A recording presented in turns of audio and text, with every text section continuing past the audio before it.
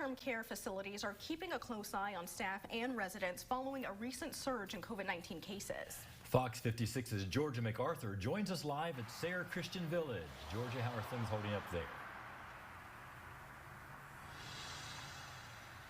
Yes, good evening. The Sayre Assisted Living Facility says that they have been so busy keeping the nurses on the front lines that our request to speak to one of the nurses today was simply impossible.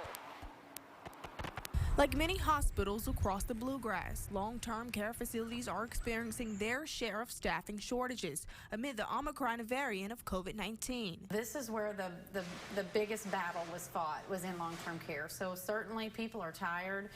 We are trying to do everything we can to be creative, to attract new staff, and certainly keep the staff that we have. Karen Venice, the CEO of Sayre Christian Village, says several residents and staff members have tested positive for the coronavirus. A vast majority, they say, can be traced back to community exposure. The whole state's in red. These facilities are in red too. So to think that it's not going to affect us is really just not. That's just not a thing right now. But the Kentucky Association of Healthcare Facilities says not allowing visitors right now to slow down the spread is simply not an option.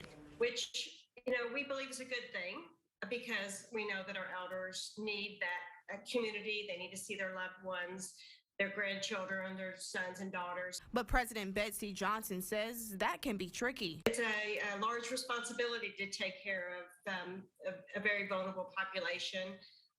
And you're dealing with family members who want to see their loved ones. There's a lot of emotion involved. And sometimes people, unfortunately, don't make the right decision. And getting vaccination rates up and new staff members is now the assisted living facilities' top priority.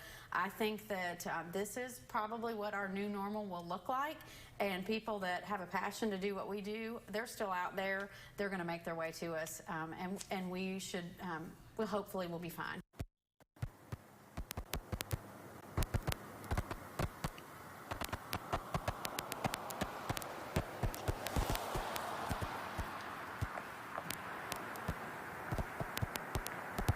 And this morning, the CEO of Sayre says they received an uptick of nurse applications this morning, and they're very hopeful of fulfilling those roles.